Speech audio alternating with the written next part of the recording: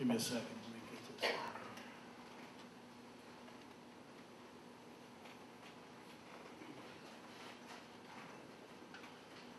All right. Thanks a lot. Let me tell you a little bit about myself and why I'm here.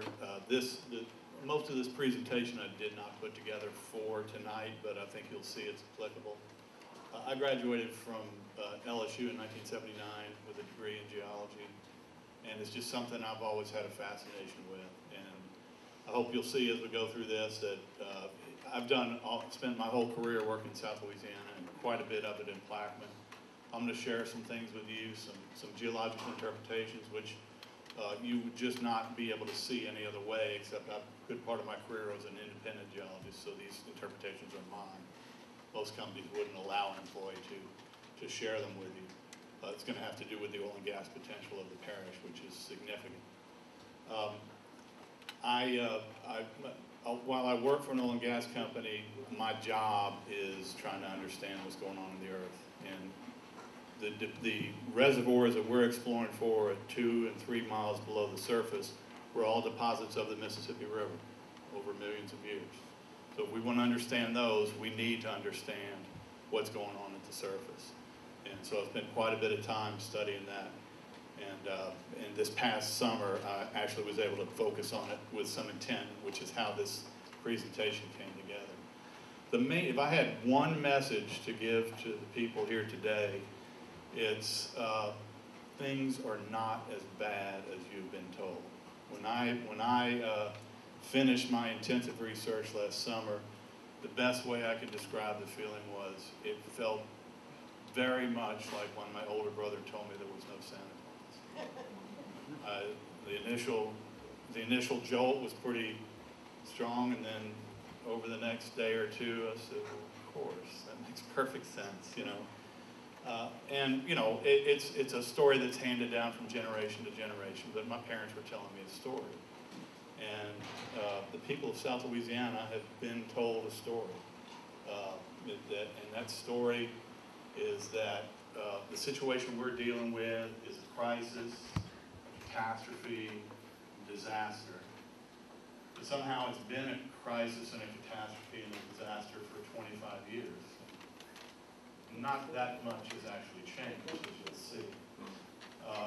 I think this story got off with good intention, but it has been repeated over and over again. And when I speak to the industry, I tell them a lot of it is our fault, particularly our scientists. We have not been out there sharing the science with the community, and that's part of what I want to do today.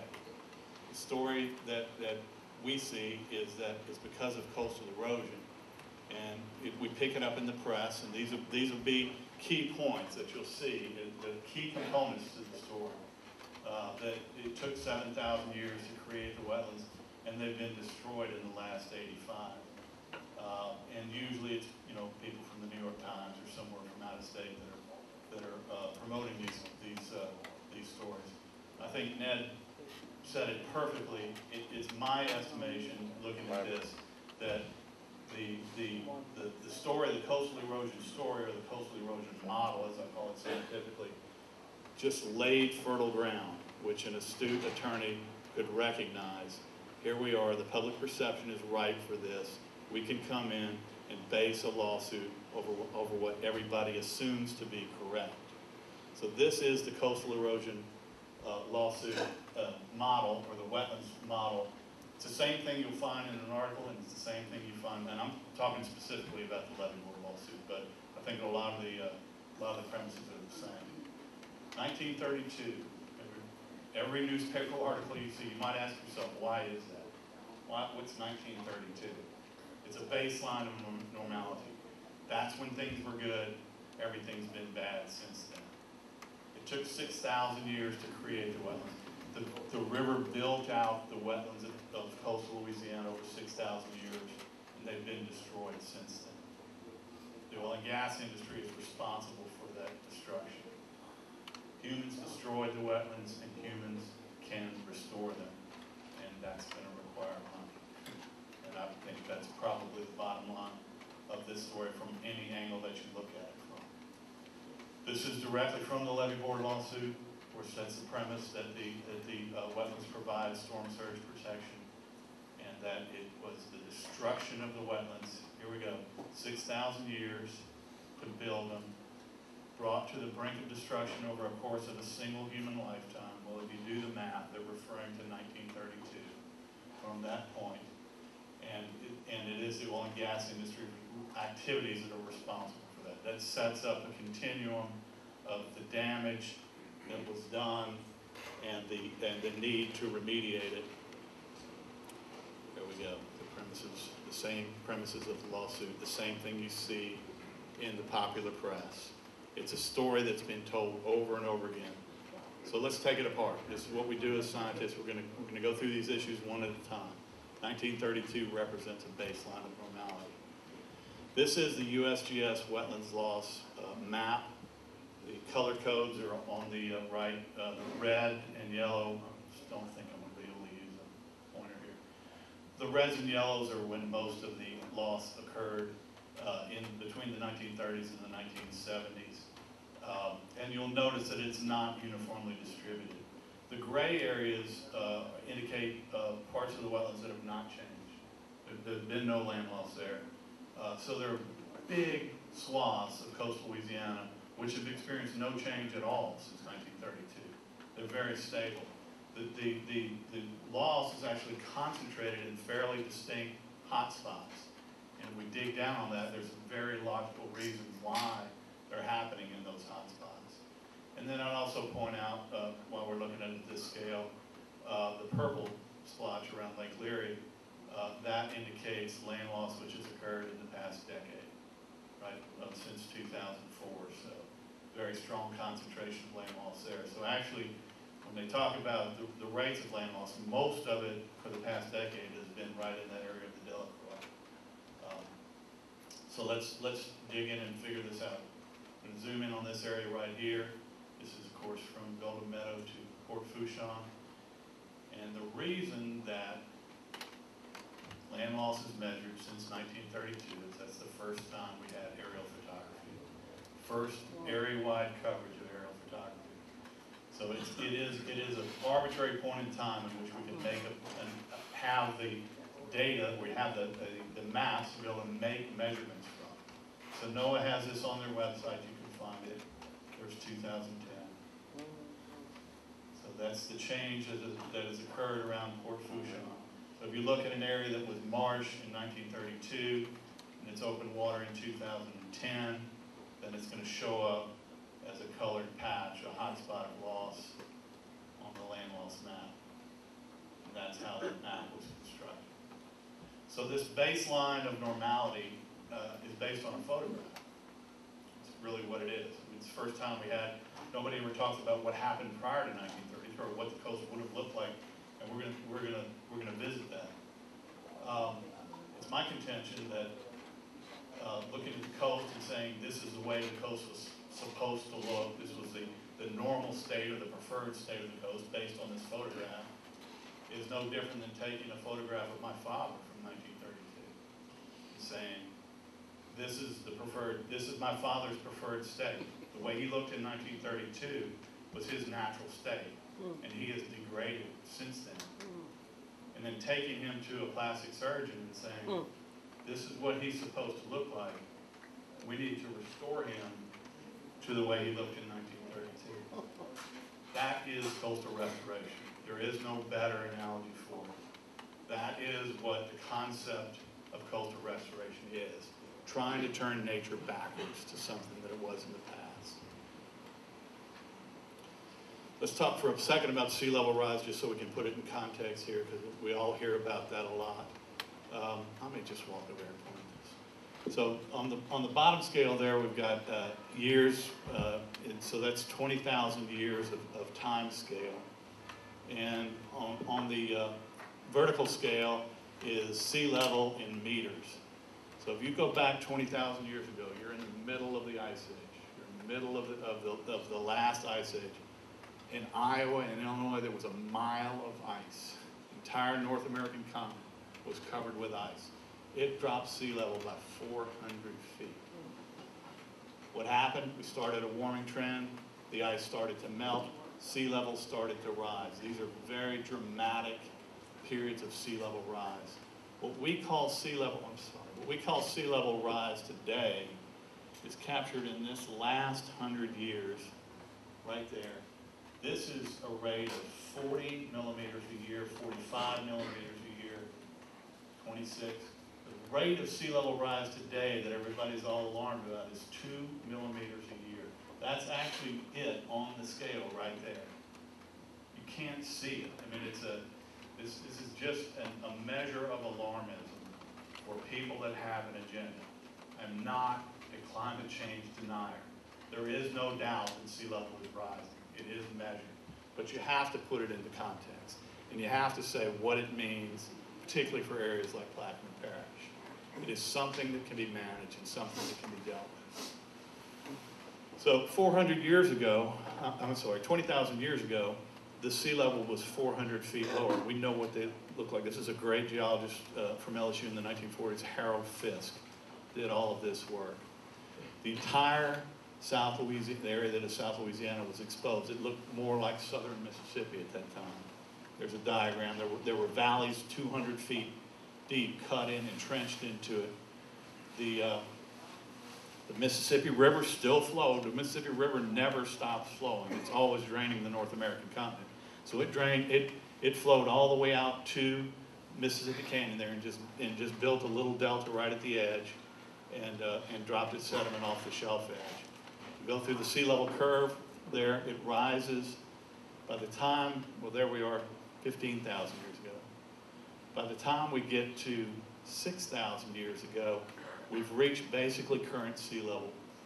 And so the period from 6,000 years until the present is essentially just a flat, it's recognized worldwide that the sea level just did not change over that period. It's essentially flat. That's why the deltas were built over 6,000 years. The Mississippi River never stopped depositing, but sea level was rising so fast, it was just turning them over. As soon as a delta would be built, a foot of sea level rise would occur and just churn it up. So there are no records of those deltas. They were completely wiped out by rise. What we get now is a flat sea level that allows the deltas to spread out, and they're preserved over time. So those are the delta deposits that make up the marshes of South Louisiana. And this is why we have a coast of Louisiana today. And that's the significance of 6,000 years. So just to finish with sea level rise there, this is the most scientifically accurate projection, and it's a range. Basically, by the 21st century, you're looking at 9 to 18 inches. 18 is the most extreme case, depending on how fast ice in Antarctica melts. I would think 9 is probably the more accurate if you just look at the extrapolation of the curve we've got today. So that's 9 inches by the end of the century. We'll all be gone. I think, it's difficult to imagine actually even recognizing 9 inches of sea level rise here. Tide fluctuates by more than that. But that is not an impending crisis for us to deal with. It's something we'll have to manage, but all of the crisis talk has an agenda behind it, and we just need to pay attention to it. So this 6,000 year steady state, we looked at sea level did go flat, and that's the period in time which they were built out. Great geologist named David Fraser he didn't do them all, but he collected cores from all across the coastal plain so that he was actually able to identify each individual delta that built up. Everybody's pretty much aware that the river chain flips back and forth across the coast.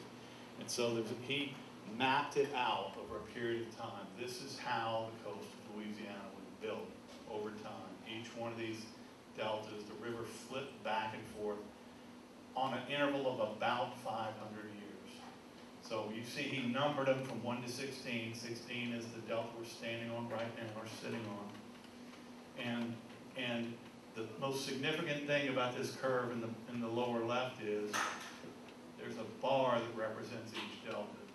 It's got a beginning and it's got an end. The river flowed into that delta and then it abandoned it, and that delta has a lifespan. Every delta that built up the coast of Louisiana has a lifespan.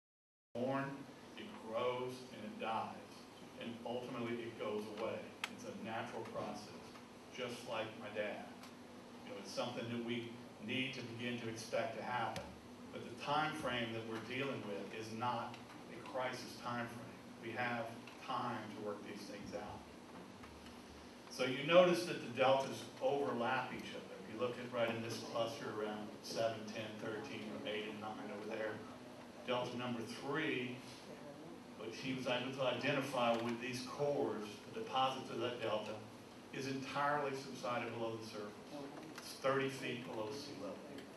Delta number 8, delta number 9 are all basically subsided below the surface there. It's the delta number 13 that makes up most of the marsh in that area. And in one of these cores out in Breton Sound there, they actually found a cypress stump in situ, in place cypress stump here. And they age dated it. The carbon age dated the wood from the stump. It's 2,100 years old. It's 33 feet below sea level. So we can calculate a rate of subsidence, about 5 millimeters a year. That number comes up over and over again. The coast of Louisiana has generally been subsiding at a rate of about 5 millimeters a year. What does that mean? Over 2,000 years, it's going to sink 30 feet. Over a decade, it's going to sink 0.2 of an inch. Over 100 years, it'll sink about 20 inches. In our lifetime, we're talking about a few inches of subsidence. It does have a cumulative effect. It's not something that we need to panic about. We just need to manage it. So what you probably didn't notice is, as these things built out, is that the delta, when the deltas flip back and forth here, that the state, as we call it today, took on very different shapes over time. So how do we compare that snapshot photograph of 1932 to what happened before 1932? Well, you can consider each one of these. We don't have maps, but based on the cores where he was able to interpret where the deltas were, we can get a pretty good idea of what the coast of Louisiana looked like, 5,500, 45, and kind of compare them to other events that were going on in human history at the time. There is no steady state build-up. The coast is constantly changing, and that's something we need to learn how to deal with. So we get up right till 1932, which we intuitively consider to be the standard state. Go 500 years in the future, it's going to continue to change just at the rate that it changed before that. That is the natural cycle of things. So each delta has a life cycle, a beginning and an end. And just take this one 2,500 years ago in particular and think about it for a minute. There's the cypress stump right there. So you get an image of what that delta looked like there. There were cypress swamps out across Breton Sound at that time. The land was at the surface. There's an archaeological site here at Bayou Jasmine. People lived here. They hunted and fished. They had a lifestyle. They probably named every one of these bayous and channels out here. It was the land of their heritage. It's gone. It's subsided. But it wasn't a crisis. They probably didn't panic when it happened. They probably just were able to just move and adjust over time. We have long periods of time. We're talking about hundreds of years for these transitions to take place. But they do happen. So we can see the life cycle of the delta played out over time. Each delta basically goes through this life cycle. It starts with the active delta. The river changes course. The marsh behind the front, these are the distributary mouth bars, the bars of sand that they're always blocking the channels unless they're dredged there. They're just below the surface. The river changes course. The marsh from the outer delta begins to subside and starts to go below the surface. The sand starts getting washed over and rolled over, and you'll see, as each storm, each overwash, it washes it over and rolls it towards the coast. Eventually, the marsh subsides below the surface till you get an open bay and you get a barrier island. This is the sand from the bars of an original delta here is now left as a barrier island. That ultimately subsides below the surface and you end up with a shoal, a submerged barrier island. That's one cycle that any given delta follows through. Or conversely, you can look at the coast today and see there's the active delta. There's the most recently abandoned delta. These were the distributary mouthbar sands that are being washed over. The marshes behind them are beginning to subside out of sight. Eventually, all of the marshes behind there subside out of sight, and you're left with a barrier island, which was the original front of the delta.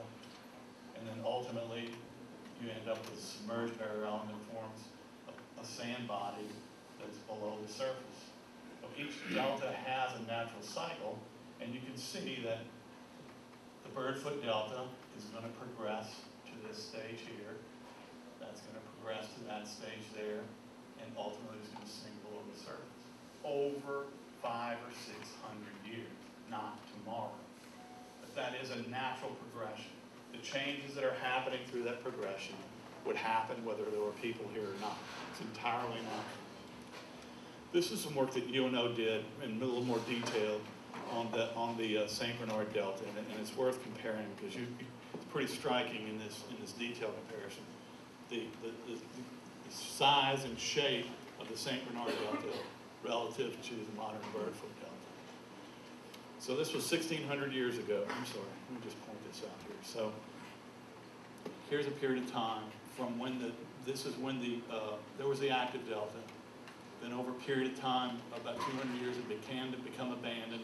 You started getting those headland islands washing up. 300 years until it subsided below the surface. We're about 100 years into this delta right now. Easily 200 to 300 years left before this cycle completes itself. So that was the St. Bernard Delta 1,600 years ago. We can compare that to the Birdfoot Delta today. This is where subsidence is taking place. And in particular, Earl and I talked about this, the heavy loading of sand in both of these places gets pushed out onto marine clays. They can't hold the load. It squeezes out, and you get the mudlarks coming up around the edges of the delta. That is the natural subsidence of the delta load. That is what this land loss is out in the Birdfoot Delta. It's entirely natural. And the sand bodies that are left there are represented by the St. Bernard Shoals, which are still out there today. That is the evidence of those are the remnants of that delta that existed 2,000 years ago. So let's start to talk about some numbers and kind of what we would expect.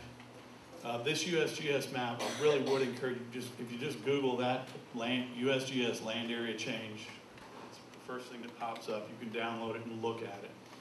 It's got a lot of stuff on it yet. You need to kind of zoom in, and you probably can't read this here, but what they did is they broke the entire coast up into basins. So in this map, we have the Barataria, the Mississippi River, and the Breton Sound Basin that are of particular interest to us. And they have this is the number of square miles of land at any given time. So I took these numbers from these three basins and graphed them, and you can see the decrease in land area due to subsidence in this area. But notice right at the end there, something nobody ever talks about. There's an increase. There's actually, we've actually increased the amount of wetlands over the past 10 years. I wonder why. Nobody would ever tell you that. And then if you look at remember this purple thing right here, well that's the drop from 2004 to 2010. This is 40 square miles of land loss right here. If you took that out, it basically would have gone flat, and it would actually be going up. It's actually the rate of wetlands loss is stabilized quite a bit. It's not nearly as dramatic as it was in the 1950s and 60s, and I think there's a good reason for that. We just don't have time to get into it. So I'm going to make transition. I'm going to come back to the destruction of the wetlands, but in order to set that up, I just want to talk about the oil and gas industry in Plaquemines Parish and introduce some of the knowledge that I have from the time I've worked there. These are the major fields. I'm going to focus on the lower part of the parish here because that's where I have the most experience and where I'm collecting most of the information. These are the major fields. The bubbles are intended to show the size of the production. So West Bay is 300 million barrels equivalent, which combines oil and gas, 62% oil. South Pass 24, 309, 79, and Guadalajara Bay, I think it was 84% oil. All combined, since records were kept, which leaves probably 20 years of production off, 1.65 billion barrel equivalent oil and 72% oil. That's the most attractive thing of all about Plaquemines Parish to the industry. This is a I've heard it said that the only other county in the United States that has more oil per well, I think, is in Kern County in California, where they have those big shallow oil sands out there. It's a very oil-rich province. The drilling really reached a peak, almost 3,000 wells in the 1960s, and it has precipitously dropped off. Most of the industry has moved away from Plaquemines Parish. We'll talk about that. There has not been very much exploratory drilling. It did pick up in 2000 there. I think that's probably a result of the 3D survey that was shot that allows for exploration. Almost all of that drilling took place in the major fields. Lake Washington was a big development program. There were 4 exploratory wells. These are looking for new reserves there. In the 4 years since then, there have been about 200 wells drilled, no wildcats. There is no exploration going on in Plaquemines Parish. And it breaks my heart because there's a ton of potential. This is the history of production, and this is a logarithmic scale, so every one of those things goes down by a factor of 10. In the mid-70s, we were making about 12 million barrels a month. It's now down to about 1.3 million barrels a month. That's the entire parish. But you notice the water going up, the blue line is the water there. So really the situation with the parish now is you've got the operators that manage the big fields. They're really just kind of in the last legs. They're managing water to get the oil out, which is the big challenge. Let's talk about the exploration potential. This is where I can bring some of my knowledge to it. I'm going to show you some geologic maps, but I want to get to a point here. So these are the major fields. Sorry, too quick. So let's look at Romare Pass field. This is an actual geological map on a producing horizon here. This would be the 9,700-foot sand at Romare Pass and the 8 sand at West Bay. These are faults. These are what offsets, what creates the traps. The earth actually breaks and creates an offset there. So these are some of the major producing fields that gave us that production. And that's the depth range that you're looking at there. There's an example of a cross section. Sorry, this is a little bit deeper. Now I'm going to start to introduce some of these. These yellow colored things are prospects. These have not been drilled yet. These have been evaluated with 3D survey. This actually indicates that there is a bright spot or a direct hydrocarbon indicator associated with that. They're in this depth range here. This is just to show an example of a fault. So this is the fault right here, and that has dropped down to there. This is what creates oil and gas fields. These are the individual sand layers. These would have been delta deposits during that time. It creates an arced structure which creates the trap. If you're used to looking at topographic maps, those concentric contours indicate a hill or a domal structure. That's what you're looking at there. But it's a critical, this is that fault. This is that. So that drop down is indicated right there. And that creates the oil and gas field. That's going to become important. Go a little bit deeper and you really get into the potential here. And what's interesting about this is I now work in deep water. This interval here, these are all untested, and actually if you go on Saratoga's website, this is an example of a bright spot or a direct hydrocarbon indicator, using the 3D seismic to get a pretty good indication of where oil and gas is here. The total potential for these fields, so let's put this in context. We've got all these undrilled opportunities here. What are they and what do they relate to?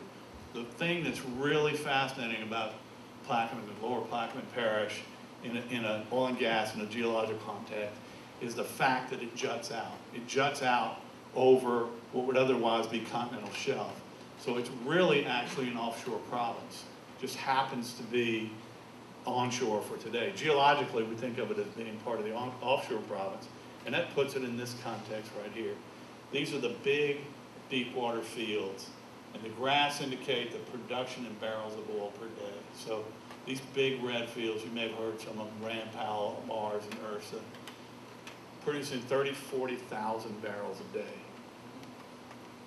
Of course, this type of potential draws a lot of attention, a lot of academic study, and this group at the University of Texas attempted to determine how do the sand deposits that make up the deep water exploration, how those reserves out there, how does that sand get out there?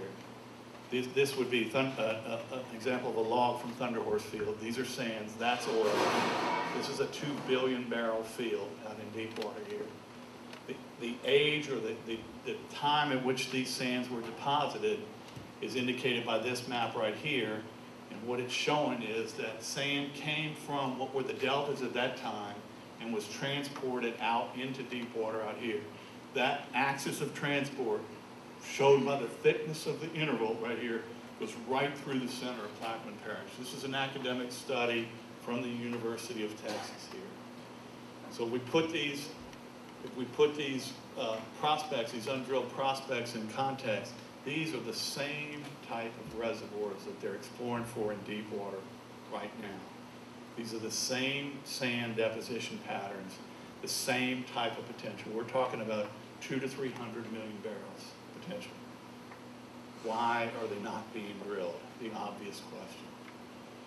This area right here, the operators in the lower part of Plaquemines Parish, Hillcorp, Saratoga, Texas Petroleum, Dune, Swift, and Bass, they're all producing property field operators. They don't have a tolerance for risk. They don't have the money, or they're not set up to drill these deep exploratory wells. So they're not going to do it. They need partners. They need other industry, particularly the players that are out here in deep water. These players right here, the ones in red, the majors are more than likely not, and the foreign companies are more than likely not going to come back, with maybe the exception of Chevron.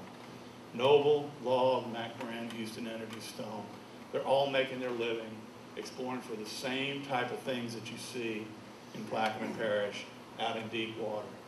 Well, maybe they're just not, they don't want to be in onshore, except for the fact that one of the most active exploration areas right now in Louisiana is this deep gas trend, which is being explored by Chevron, McMoran, Energy 21, Stone, Log, and Petroquest. So the players that need to be pursuing these, the players that need to make this make sense for, is this list of companies here. None of them have any activity in Plaquemines Parish right now. I don't think they're going to. So we're talking about 2 to 3, multiply those numbers times $100 a barrel to get some estimate of the value there. They were to get the sense that there was a more open business climate here. I think there'd be a real good opportunity for them to come back and to do some of this exploration here. So we're going to transition to the idea that the drilling of these oil and gas fields cause a land loss. Put them on the land loss map. There's not a real good fit. It's pretty difficult to do a direct analysis here because of the subsidence issues here. So I want to go to another part of the state and look at this and examine exactly how oil and gas activity got, even Ned quoted the commonly accepted number that oil and gas activity caused 30% of the wetlands loss. Let's see where that came from. So this is the original map. This is the foundational study done by Shaped. And what he did was he assessed, it's essentially, if you look, it's the same map that USGS did in 2010, but he color-coded these by cause. So he said that 11.14% was due to direct removal. That's the canals. That's the black indication of where the canals were drilled. Then he added 25% for what he called altered hydrology due to oil and gas activity. That's the dark yellows. And then he had the blues, which he called altered hydrology due to multiple sources, for another 20%. That's why you hear the range between 20, 30, and 60%. It's from this study right here. And there they are. So there's the color codes. There was a study at the same time done by Gene Turner for the MMS, and pretty similarly, he said direct removal, the canal dredging actually accounts for about 6.3% of total wetlands loss. However, there's a strong statistical relationship, and that's where the idea comes from, that oil and gas activity caused wetlands loss. So let's look at some examples and zoom in and figure this out here. Let's start with this area right here. Pretty active area of wetlands loss. You can see that there's some intense hot spots there. If you compare Penland's map, you can see he calls most of that altered hydrology due to oil and gas activity. And if it's wetlands loss, it's open water today. So you can see the expression of where loss occurred on the marsh surface today. And you may be familiar with this area. It's just south of Houma. One thing I'll point out is actually I think the 11.1% is overestimated, because I know that this portion of Falgo Canal was dug with shovels and wheelbarrows by the residents in the early part of the 20th century. So I think they overestimated some of the canals there. These are the fields in the area which are to which he attributed the cause of loss.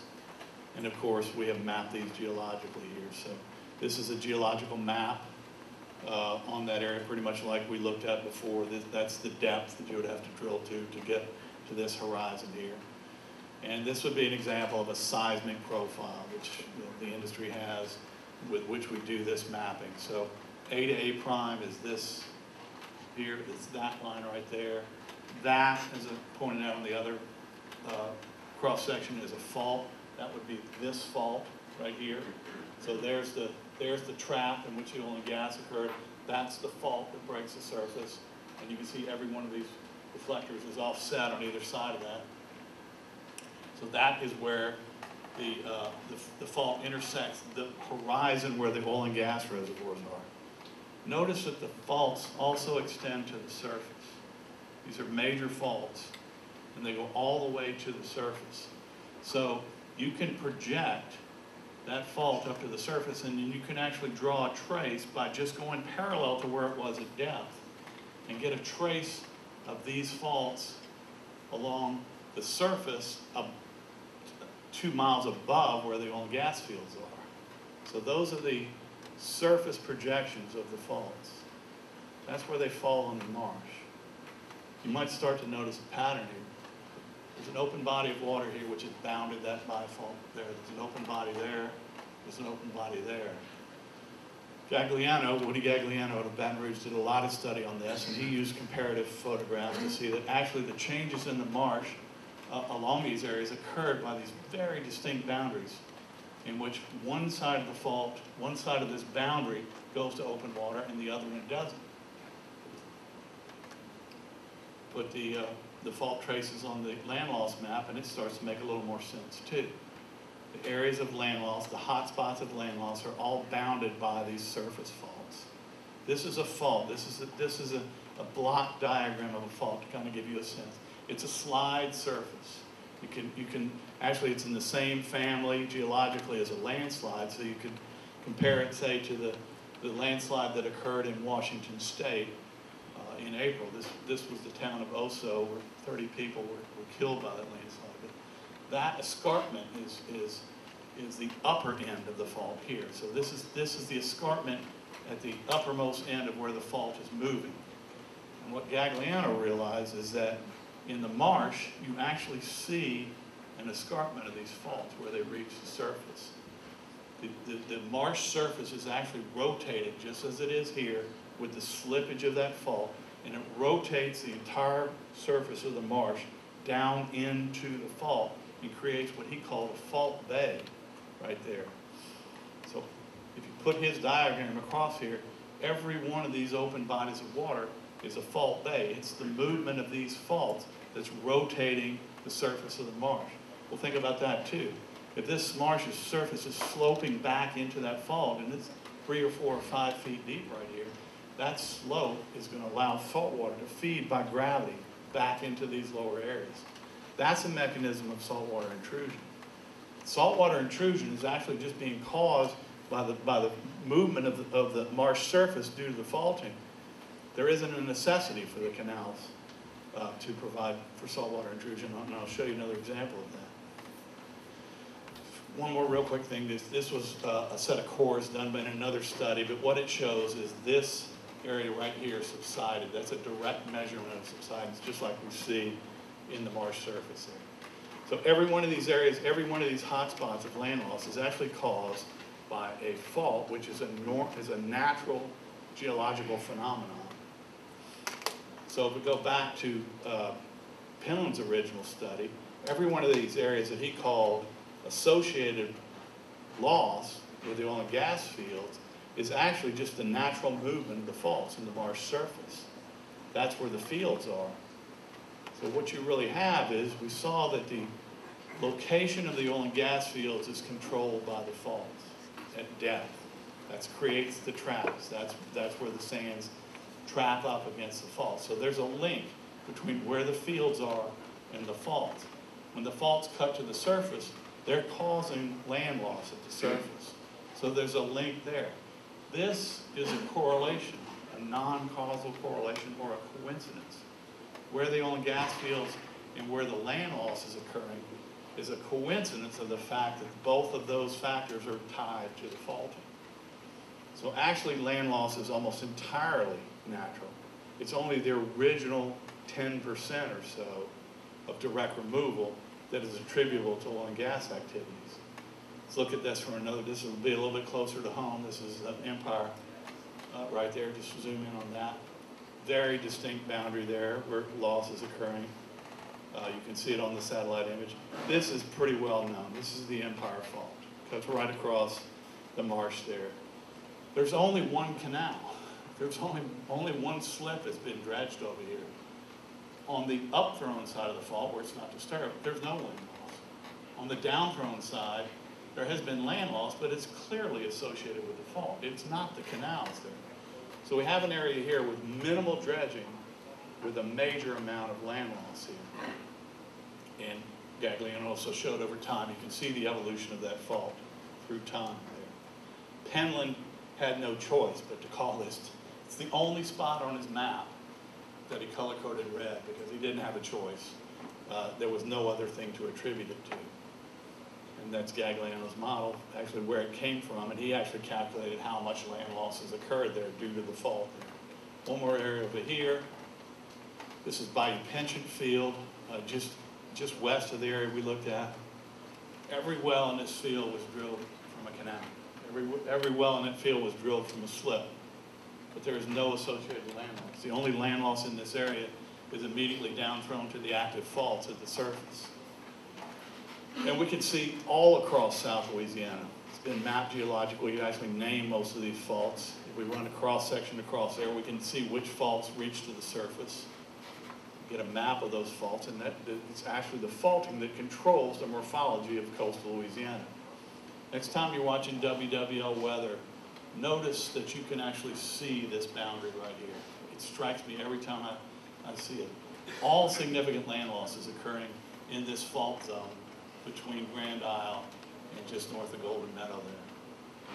So we examined an area where there was parent association between where drilling occurred and where land loss occurred, and it appears to be a pretty strong case that it was actually the movement of the faults. We examined an area where there's very minimal drilling or dredging and significant land loss due to the activity of a fault. And we examined an area where there was significant dredging and no land loss. So the model for coastal erosion just doesn't stand up under scrutiny.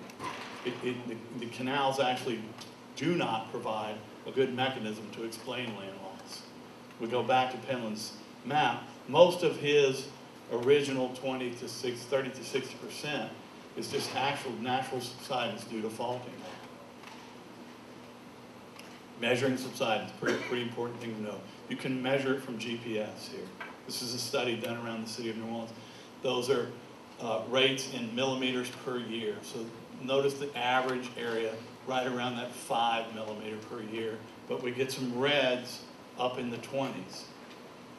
Roy Daka of LSU at the time explained a lot of the subsidence due to faulting right there, so you can actually see a change in color code from faults that he mapped across New Orleans East. And then this is the area of concentrated red value. We're getting up over 15 millimeters per year.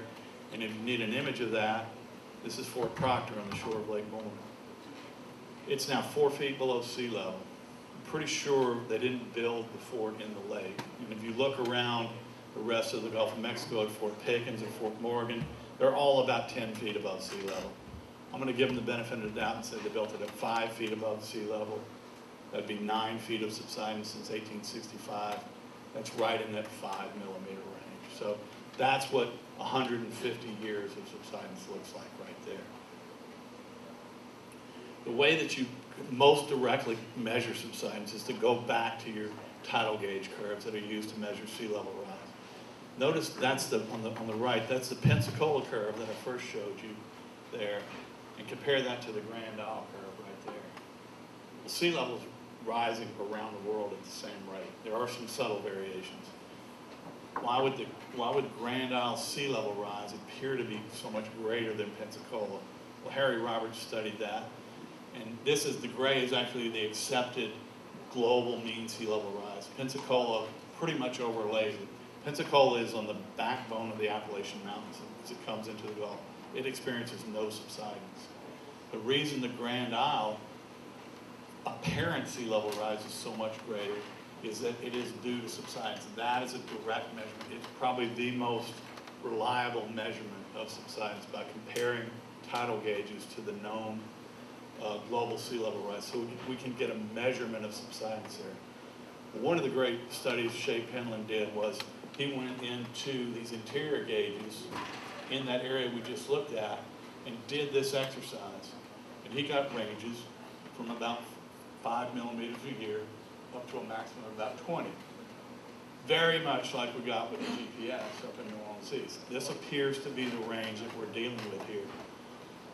So if you take those, he contoured this. You see there's 10 millimeters, 15, 20 up there. If you take those contours and go back to the area we were looking at and overlay Shea Penland's tidal gauge subsidence, and I'm gonna change it to inches per decade there, well then you get a really good fit where subsidence is occurring on the downthrown side of these faults where the most active subsiding areas are, where the land losses are. Land loss in South Louisiana in the hot spots is due to subsidence due to faulting.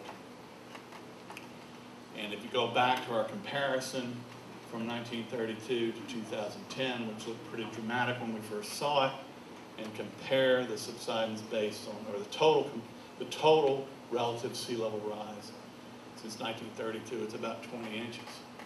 Well, the elevation out here is less than 3 feet across this whole area. What's going to happen if you combine sea level rise and subsidence? You're going to go from this to this. This is almost entirely natural. This is the process that we're looking at across the coast. And then we go back down to southern Plaquemines there. Shea Penland did this toward the end of his career, and he did a direct assessment on the Birdfoot Delta, Plaquemines Parish, and he attributed 9% to direct removal and 83% to. So this is academic study for the area of interest here.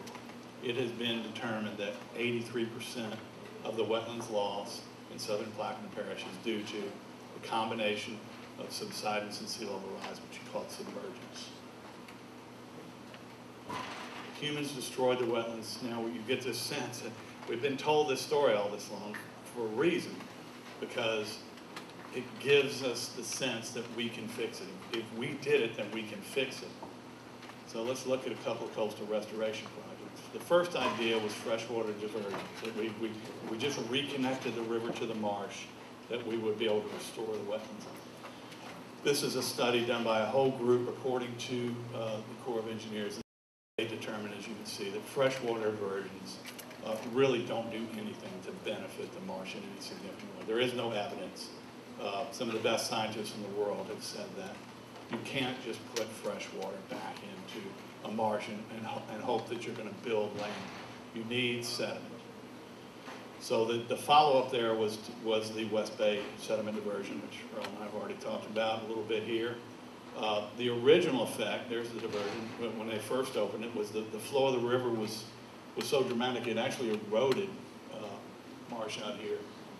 But the bottom line is, and I have a whole nother section on that I'm not going to go into now, the sediment load of the Mississippi River is just not what it used to be. And the results have pretty much been proven here. Although, as Earl pointed out, when they were forced to dredge the shoal that it created across the anchorage, they dumped it in the mouth. It did slow the current down. They have built maybe 20 or 30 acres right there. But Alex Coker of Tulane did a detailed study and determined it would take decades to build new land there. It just doesn't appear that diversions of any kind are going to be of any significance there. The real problem with the whole coastal restoration project is unintended consequences. You don't see that anywhere else more well displayed than at the Carnarvon, right there. Go back to our purple patch of wetlands loss. That's the Carnarvon diversion right there. Gene Turner did a pretty detailed study on it. What happens is that the nutrient-loaded waters from the entire agricultural basin of the central United States that are causing the dead zone in the Gulf of Mexico, when you introduce them into salt marshes, as in the Delacroix, they cause an accelerated growth of the upper end of the plant at the expense of the root base. They weaken the root base, and they're ripped up during hurricanes. So this yellow area right here is represented by this photograph. It's unaffected by the flow for the most part from the Carnarvon here. This area in red where the land loss occurred is represented by that photograph. The biggest cause of land loss in South Louisiana today is coastal restoration. There isn't any other way to say it. We just didn't really know what we were getting into at that point. So what should we do? First of all, let's calm down. This is not a crisis. Probably the most effective thing that's happened in the area or the marsh creation projects at Bayou DuPont. They clearly, by pipe dredging sediment out of the river, they clearly are building new patches of land here, which are above the surface. My only contention with the project here is where it was situated, and I don't blame anybody, but the idea was we're going to go into the areas of worst land loss and try to remediate those first. Well, if you look at where this area is on our map, you can see it's a hot spot of wetlands loss down thrown to a fault. And if we remember the values from over here and the values that were measured by GPS up here, this is subsiding at a rate of up to 8 inches per decade. It's my contention that that hotspot of loss is caused by that fault, that is just not the best place to be doing these things. That, you know, if you're going to put something, and by the way, the Myrtle Grove diversion is playing right there. If you're going to put something into an area, I would recommend to do it in a more stable area. This is going to convert to open water. You might be able to build some land here, but nature wants to convert that to an open bay. That's not the end of the world in Plaquemines Parish. It'd be no different than Lake Salvador, Little Lake. It's just going to be another lake right there. These areas up here haven't changed at all since 1932. There are many stable areas. What we got to stop doing is creating these purple areas over here. So and my recommendation would be to work cooperatively with the industry. The industry is facing the same issues that Plaquemines Parish is. This is Port Fourchon. This is what's happening to Highway 1 during a high tide there. There is now a movement to elevate the rest of the bridge out there. But sooner or later, the industry is going to have to do something to protect this with some land building projects. don't, the study's been done. The impact of Fort Fourchon being closed for 3 weeks is almost $10 billion. So, my recommendation would be to look at the parish, look at where the hot spots of land loss are, do a little bit of predicting here, look at the infrastructure that you most want to protect, and design some land building projects around that. We need to manage high subsidence areas. Wetlands law, I got a little bit out over there. Wetlands loss is mostly natural, and rates are stabilizing. Sea level is going to rise less than a foot. So Plaquemines Parish is not a catastrophe. This is a very manageable situation. The oil industry offers excellent growth potential. There is sustained mature production, but there's large exploratory potential. The industry is well suited to work in this environment. They have a lot of experience working in this area. And the parish and the industry can work cooperatively for mutual benefit. They both need to manage subsidence. We're both dealing with the same issues down here. Improving the business climate will bring those key players back, the key investors that you need, the McMorans and the Logs and the Houston Energies that are just staying away right now to see what settles down.